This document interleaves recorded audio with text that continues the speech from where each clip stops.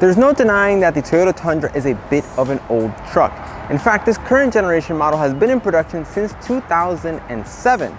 Now, throughout the years, Toyota has given it some major updates to keep it competitive with some of its major rivals. And the sales figures show, because the Toyota Tundra still sells in massive numbers today. And now we're looking at this, the 2021 Toyota Tundra Platinum, to see just how well those changes have held up over time. Now, before I take it out and give you a tour of it, I want to make sure you guys like the video and subscribe to the channel.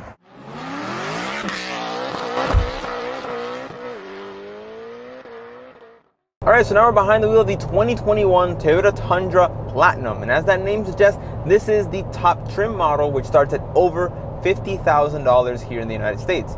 Out the door price as tested, this one comes in at $55,000. And as far as modern trucks go, that's not a ridiculous sum for a full-size truck with a naturally aspirated V8 like this one.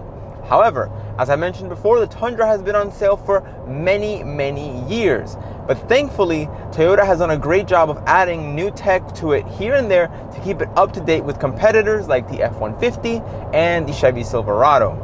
There is a 5.7 liter naturally aspirated V8 up front, producing 381 horsepower and 401 pounds-feet of torque. Now, in terms of traction, you have three options. You can do rear-wheel drive, four-wheel drive high, or four-wheel drive low. And those are selected with this little gear selector that's embedded into the dashboard. The added benefit here is that switching between the modes is quite easy, especially if you're in an off-roading situation. Now, power goes to all four wheels via this 6-speed automatic transmission, which does allow you to shift yourself if you would like to do so. In terms of how it drives, the Tundra feels unsurprisingly huge. And in fact, it's one of the heaviest brand new cars you can buy, tipping the scales at around 5,600 pounds when fully loaded. However, that isn't exactly a problem, because when driving the Tundra, I'm not looking for something that's agile, I'm looking for something that's powerful. And in fact, on the road, that sort of extra weight does make the Tundra feel very solid.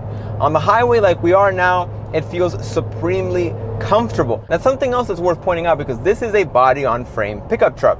But regardless of that, it remains extremely comfortable on the road. Now, I tested one of the TRD off-road models a couple of years ago, and I have found that to be a little bit more bouncy on the road than this. This feels absolutely silky smooth no matter where you go, which I think is a massive plus. As you might imagine, the steering for such a large vehicle is extremely heavy, and maneuvering in slow speed scenarios does take a bit of effort because the steering is heavily weighted. And in fact, that reminds me a little bit of the TRD off-road, the Tacoma that we tested a few weeks ago, because that also had heavy steering as well, but it wasn't quite as heavy as this one. And I assume that has to do with the added weight. Overall, on the highway, the powertrain itself gives you a reasonable amount of punch. I will say, however, that when you put your foot down, the automatic transmission takes a bit of time to sort of drop down to the necessary gear to give you the power that you're looking for. However, in terms of overall regular driving, it's incredibly smooth, and it sort of just fades into the background. You don't really think about it because it's doing its job without sort of being intrusive.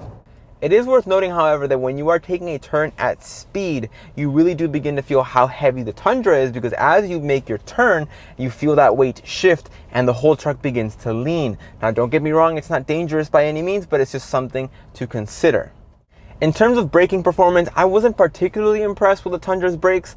I feel like I had to apply a bit of pressure to get this enormous truck to stop under certain conditions where I didn't feel like I had to in other competitors. But in sort of once you get used to putting in the correct amount of pressure that you need for your brakes, it's a non-issue. But upon first getting into the truck, you realize that you have to put a fair amount of brakes to get it to stop properly. But let's quickly switch over to the styling, because the Tundra has been around for many years, as we discussed. And throughout that time, it's received some major updates. Now, the first couple model years of this generation, Tundra looked quite round. Now, overall, the dimensions were still massive, so it still had a great presence on the road. But overall, once they refreshed, they did the mid-cycle refresh, which this one does feature, the truck itself became a lot more chiseled. Everything is just a little bit more squared off, a little bit more robust looking, and as a result, you get a truck that overall looks a lot tougher than the one that it replaced.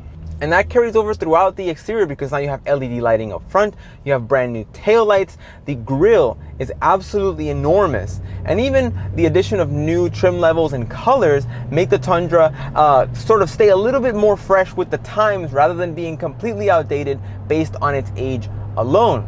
And overall, I like the way the Tundra looks. The Tundra has been on sale for so many years and it still manages to look quite nice, especially when compared to some of its competitors. It still has the sort of robust Toyota look that a lot of buyers seem to love. And a lot of those updates also carry over to the interior because the interior got a complete refresh. Now, if they had not refreshed that original plastic-filled, low-tech interior, this truck would be unsellable in 2021. However, the truck has gotten some major updates. For example, now we have this 8-inch touchscreen here in the middle, which features Toyota's infotainment system that you'll find in other cars such as the Corolla, the RAV4, and so on. However, in this application, you do have Apple CarPlay and Android Auto connectivity, but you don't really need to use them all that much.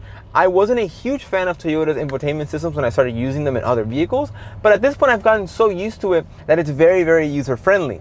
The rest of the dash is as you'd expect. It has a lot of plastic buttons, but everything feels like it'll stand the test of time. Nothing feels, even though it is plastic, nothing feels overly cheap or overly fragile.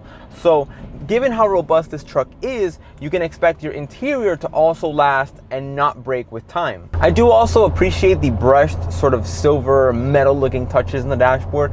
It does a good job of differentiating the textures from this smooth plastic over to this sort of brushed one, and it gives it a bit of a nicer look because if it was all just sort of a solid plastic, it would look much cheaper. Now in front of me, you won't find a digital instrument cluster, and that's actually, again, not a bad thing because while some competitors have upgraded to full digital screens, the Tundra maintains its original sort of analog gauges, although they have been updated slightly to bring them up to speed with the times.